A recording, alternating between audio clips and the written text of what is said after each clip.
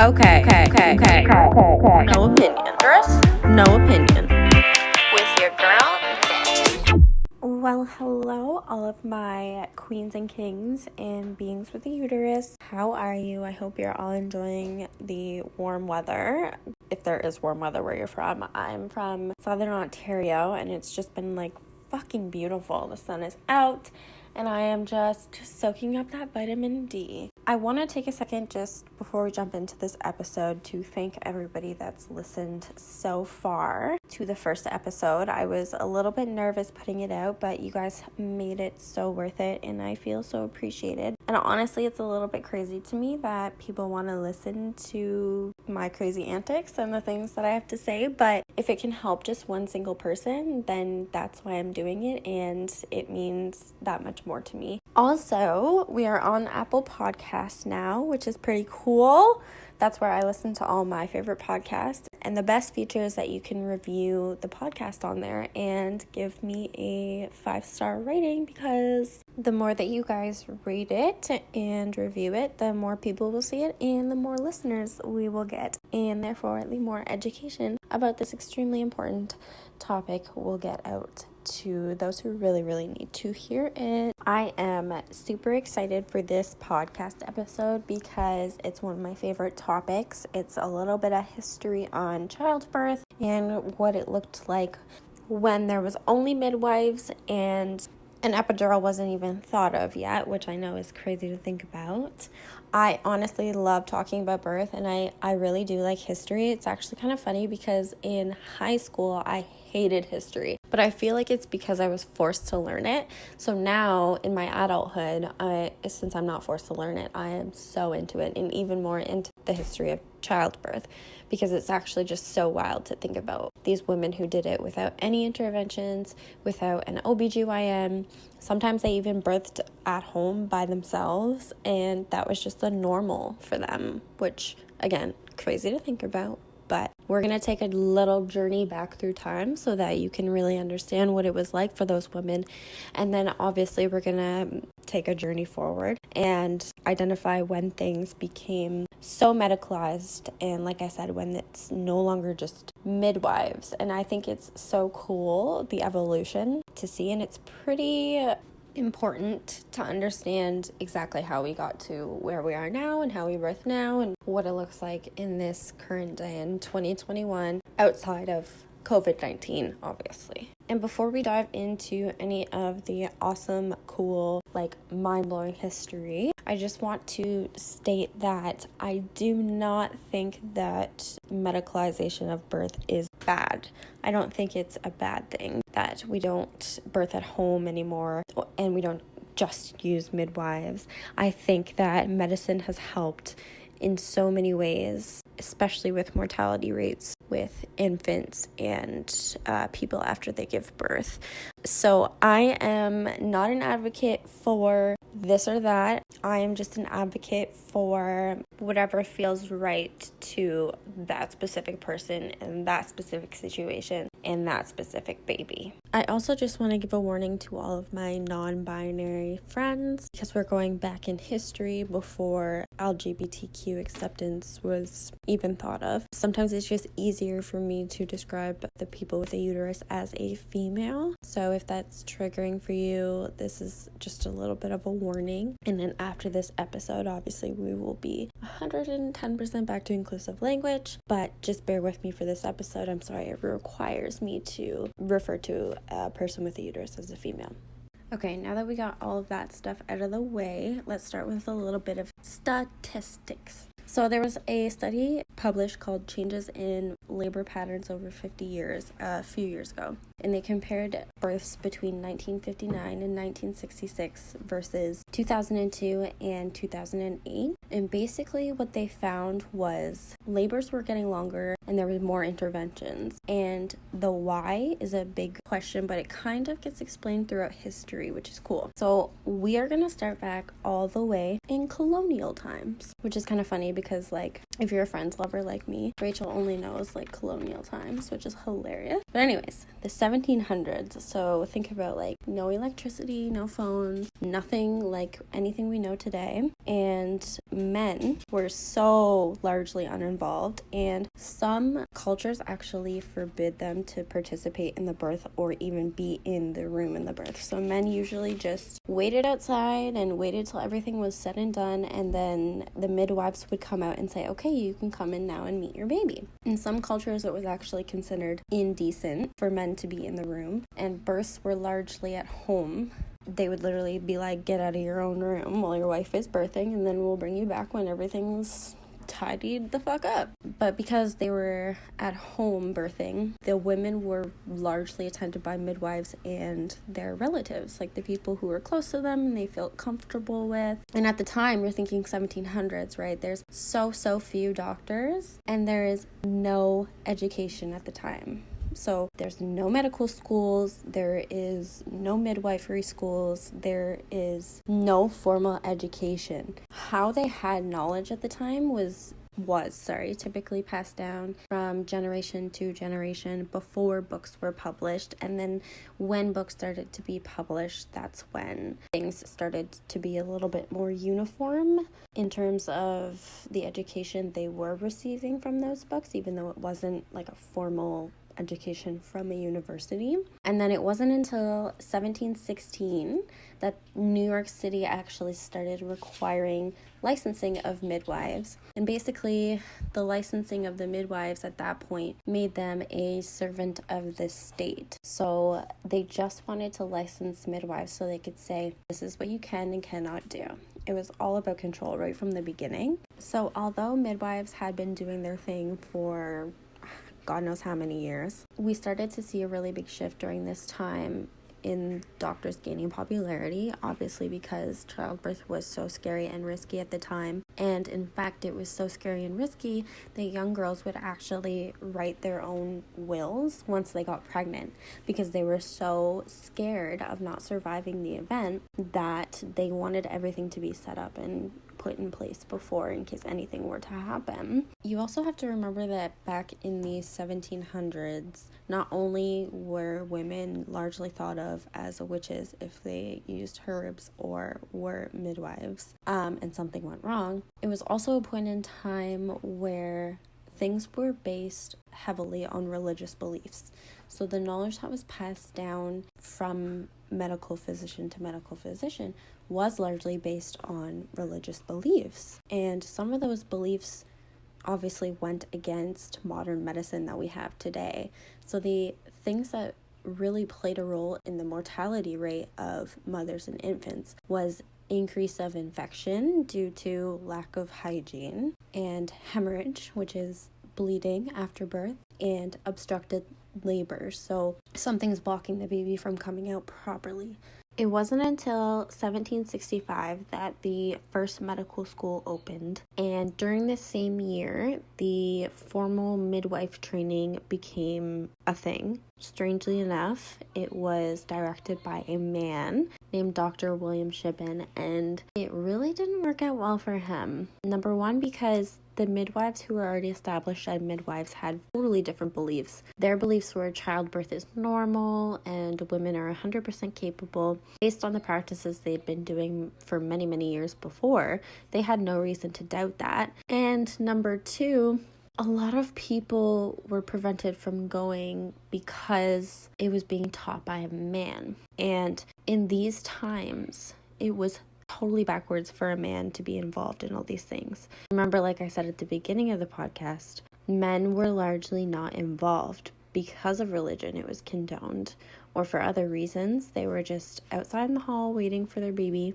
and then when everything was said and done, brought back in, right? So for a man to step in and actually say, no, I'm going to teach this now, I'm going to tell you how to run the show, that was not taken lightly. And he actually had to go through a period of harassment. People would vandalize his school rooms where he worked, rocks through the windows, and it was just not a very good time for him. So because midwives who were trained before this formal training was even a thing did not want to attend. Doctors were starting to attend these medical schools, and therefore they were learning about OB methods and getting formal education on childbirth and all of those good things. But the bad thing was school at the time meant men were superior to women in every single way. So men were leading the show, they were leading the lectures, they were teaching everything as to how they saw it, which, let's just take a second and back up. How messed up is that? Someone who does not have the reproductive organs is making decisions and calling the shots and saying this is the proper education we should be giving about these reproductive organs, although I don't have them and I have no idea how they work. Okay, now we'll continue. So, men were superior to women in school, honestly, in the 1700s in life in general, and therefore they honestly believed that women could not apply the new methods that were being taught during school. So it kind of created this cascade effect where men were superior to women, therefore women cannot apply the new OB methods that we're teaching in schools. Therefore, if they aren't going to schools, people of the public are going to assume that they have no training. Therefore, higher class families will believe that doctors provide better care because of the social status and economic situation. And although religion had a huge part on the decisions of nurses and doctors and midwives at the time, so did social influence. It was crazy how much your social class depended on what kind of care you were going to receive when you were pregnant. Although the sort of care that they were receiving was kind of like an illusion, because although they thought that doctors provided the best care, the only reason that they thought this was because the midwives who they were used to seeing out and about doing labors and births and prenatal care and all of that jazz, they weren't attending the school, the formal midwife training. So in the eyes of the upper class, if you don't have any education, you didn't pay to go to Dr. William Shippen's formal midwife education training, then that means the doctor who did must be better than you, or smarter than you are, or have more experience, which really wasn't true, and therefore they're gonna bring you the best chance of survival during this super, super scary event of birth, where you have to remember a lot of women don't survive, and a lot of babies don't survive. So from about 1765 until about 1812, we saw a huge rise in the popularity of doctors simply because of all the things we literally just talked about.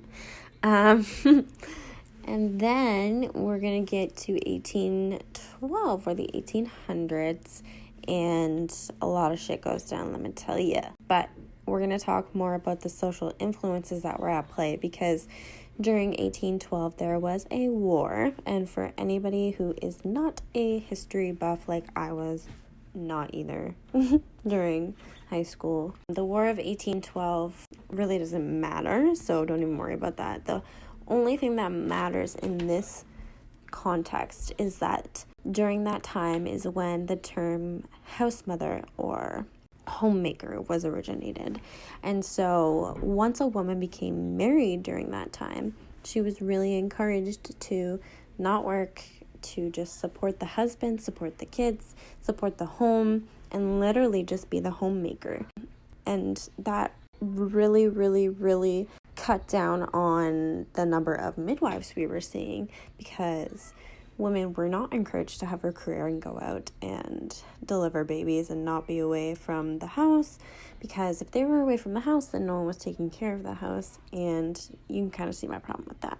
So because we're seeing rising popularity in doctors who have formal education, and we're seeing a decline in midwives who are really just trained based on the knowledge passed down from generation to generation at this point, we're seeing a lot of scientific discoveries in terms of birth and the way women birth, because again, it's switching now to be more predominantly physicians handling childbirth, so they're not viewing things as naturally as midwives once were. So in 1816, the stethoscope was invented. So previous to the stethoscope, doctors really just observed their patients. They didn't do any examinations. They didn't really touch you. They just kind of looked at you and asked some questions. And then when the stethoscope was invented, that's kind of when examinations started happening, because then they were able to, by touching you, gain information about the inside of your body that they obviously could not see with the naked eye. So from 1816 to about 1840, doctors were obviously gaining a lot more popularity and rising on the social ladder, and midwives, although they were still around, they weren't as heavily participating as much in childbirth as they were before, and they were actually declining on the social ladder. And it's actually funny to think about, because midwives have literally worked with every social economic class in time. They once were the only ones who were dealing with births, therefore they were dealing with the poor, the middle class, the higher class, which gave them so much insight and experience on just life and how people work and how people are, and how you can't just look at every single situation the same, and that information cannot be learned through textbooks. So I think that's where doctors lack a little bit of their kind of humanity and understanding and compassion for just being a human being. And I generally believe it's from their deep lack of experience and understanding of the human nature, because they learned from textbooks and they started right from the get-go working with the higher class. Speaking of higher class, 1848 is definitely a year to be mentioned, because that is when ether was first used in childbirth. I have no idea if I'm pronouncing that correctly, but it is basically a local anesthetic. You kind of fall asleep and then are not really conscious during the birth, but you don't really remember the pain. I don't know. It's super weird and nothing like we know today. And it was very controversial when it was first invented because of religion. And I'm not religious, and I haven't read the Bible. I've been to church a few times, I won't lie. But apparently the Bible says that Eve, we all know Eve, even if, you aren't religious. Eve, that little hoe, she, since she's a little hoe, is then cursed. And God says, you're going to have great pain when you have a child, and that is your punishment. And so when ether came and it relieved women of this childbirth pain that the Bible said was necessary for them to feel, of course it would be controversial at the time. But guess who was the first one to use it at home? Queen motherfucking Victoria. Yeah. She didn't use ether, but she used chloroform, which was actually just a different type of the same kind of pain relief, an analgesic for show, but not like an anesthetic, a local anesthetic like we know today, obviously. So obviously, if the Queen of England is using pain relief during her childbirth, the whole entire world's like, why the fuck can't I? During this time is also when public health became a thing. And hospitals were first thought of. That's literally me like 10,000 times a day. Okay. But anyways, hospitals were thought of, and scientific discoveries started being made. And that means we discovered pathogens and bacteria that caused diseases and infections. And before this, we literally had no idea what bacteria was. We couldn't figure out why people got sick, and some people died and some people didn't. And if you are an Outlander fan like me, you will know that Claire comes back and tries to teach them all about germs. But that's besides the point. I get off on a tangent. Okay, so yeah, from 1840 to about 1890, they really started to focus on public health. And like I said, hospitals were thought of, but nothing like today, because they were only just starting to figure out bacteria and pathogens and all of these things that would cause infection. And because they didn't have the tools that we have today that allow us to see the little beings and dissect them and get to know more about their biological makeup. They just were limited with the resources that they had, and it took a little while. But closer to the end of the 1800s and into the 19th century, they started to figure it out, and they got antiseptics and hygienic practices developed that were allowing now for surgical procedures to happen without them worrying about killing their patients, simply because they didn't know how to wash their hands properly, basically. I mean, it goes deeper than that, but like, come on. Just wash your hands, right? Like, I feel like I say the same thing all the time now that we're living in a global pandemic. Like, just wash your damn hands, girl.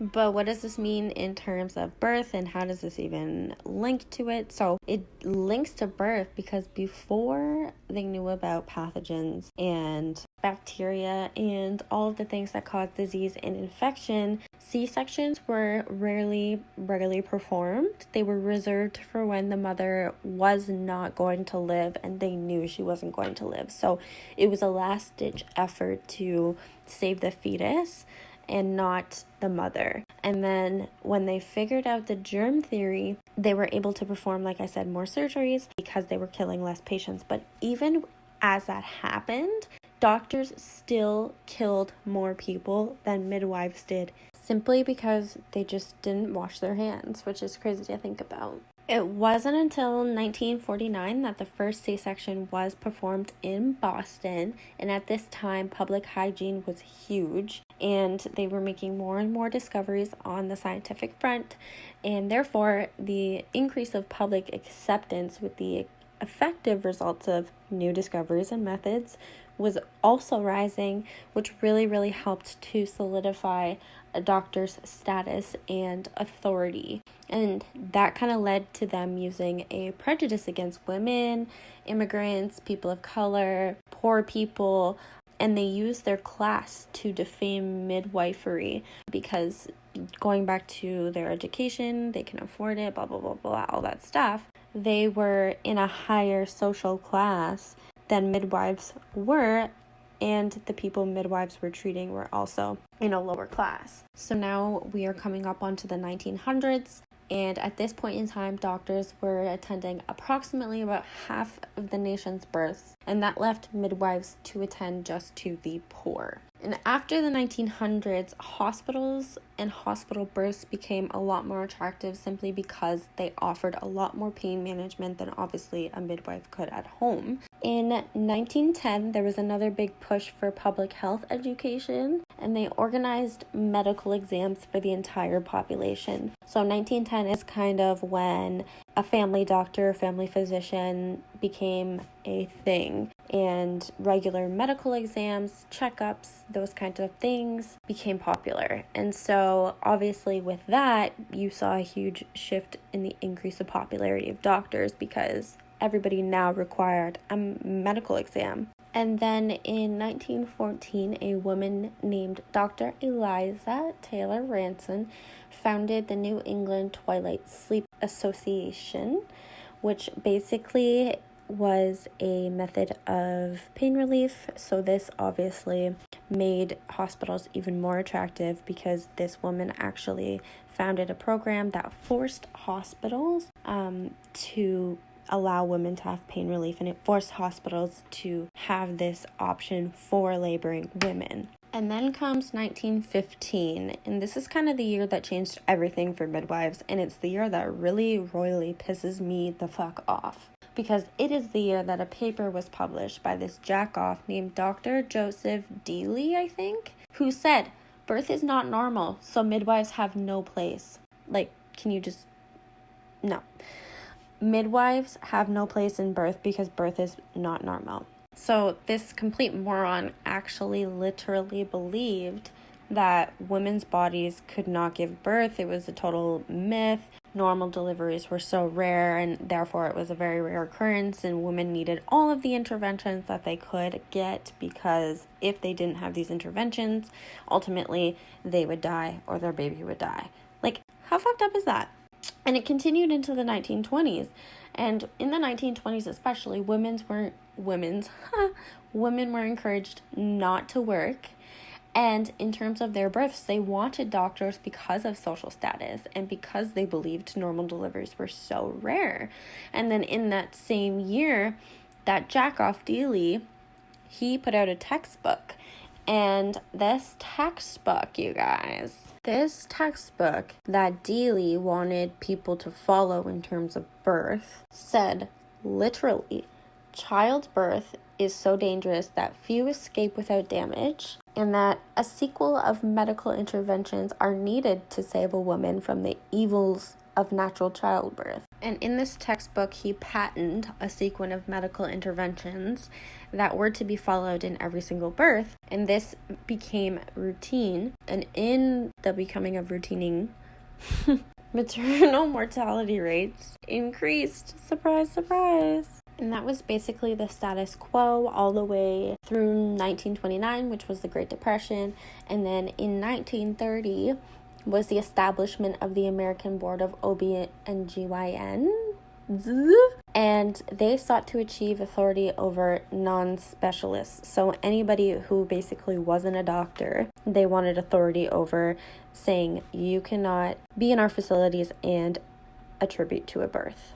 And then in 1933, the White House did a study, and even though they were seeing an increase in the number of hospital deliveries, they still weren't seeing a decrease in maternal mortality rates, despite the fact that the American Board of OB/GYNs wasn't permitting anybody who wasn't a doctor to work in a hospital and deliver babies. In that same year was when they introduced prenatal care, because they just couldn't quite figure out why the maternal mortality rate just wasn't going down. So they thought, let's get some prenatal care in, maybe that'll help to decrease the rate of mothers and babies dying at birth. And nothing really changed until the Second World War and the baby boom, which started in 1945.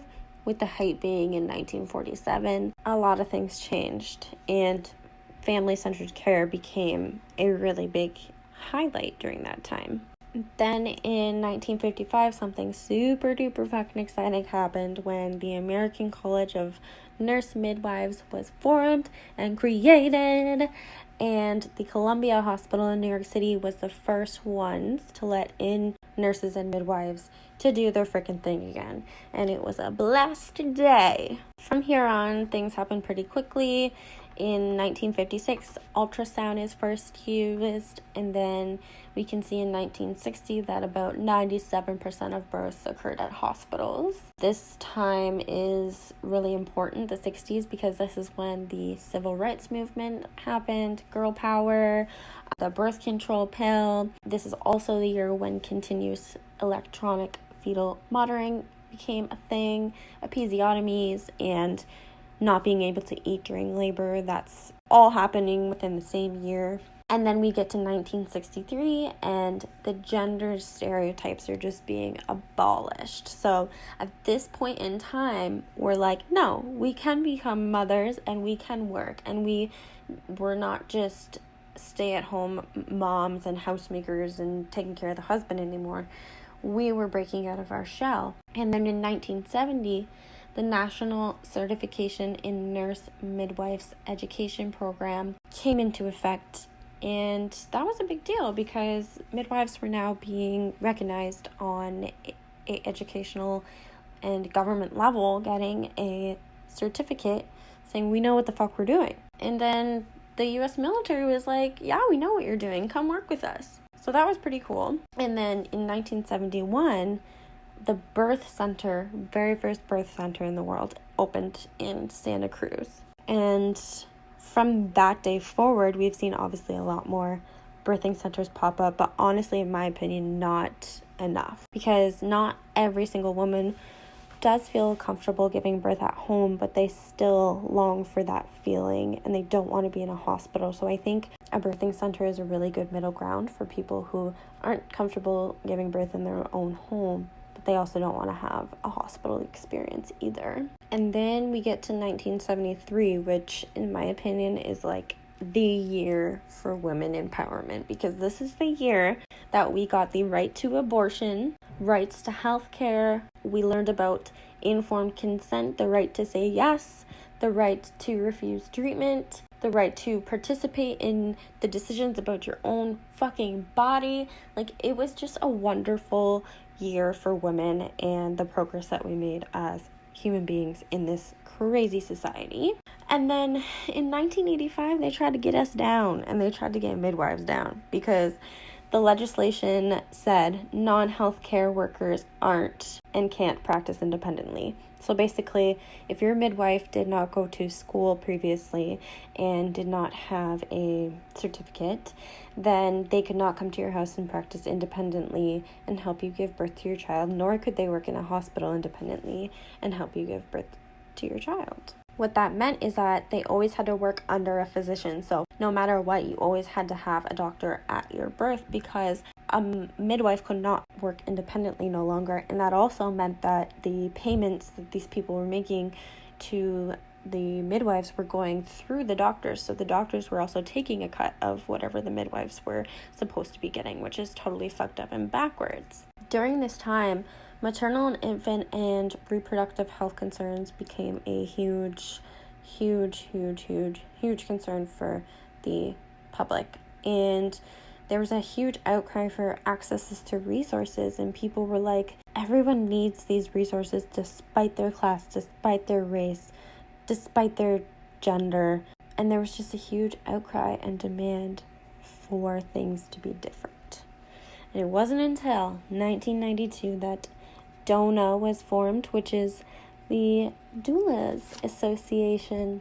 And doulas have really truly helped to bridge the gap between the pregnant person and the care provider, because it is super hard to get a midwife sometimes, because they are so limited, and midwives often don't really want to commit to a woman unless they are 100% sure that they are going to be doing a home birth, because otherwise you can just be in the hospital with the doctors, how they see it, at least where I'm from.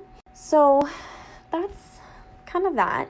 And then in 1992, the governor of New York City signed the Professional Midwifery Act into law. So no longer could they be controlled under the authority of a doctor, nor could they be restrained by the legislation that said non-healthcare workers can't practice independently. And then that was cool. And then in 1993 is when epidural kind of entered the first testing stages. So yes, the epidural that we know and use today, the local anesthetic that basically freezes you from the waist down. And then in 1994, North American Registry of Midwives issued its first examination. So at this point in time, this is when midwives started to be tested on their knowledge, and they required an educational background before they could say, yes, I am a midwife. This same year is when vaginal births after C-section also became popular. And since then, there's been tons and tons of research done as to why VBACs are beneficial and totally can be done. And then this kind of leads us to the 2000s, where everything's been, up until now, status quo. And by status quo, I mean totally medicalized and totally bombarded by male voices, and everything we kind of talked about in the first episode of this podcast. And now that you know how we got here, I'm super excited to move forward and talk about things that are prevalent in this generation. But again, like I said, I think it was important to understand the history a little bit just to establish how we got here. And that is the end of this podcast, you guys. Thanks for listening, and I will see you sometime next week. See ya!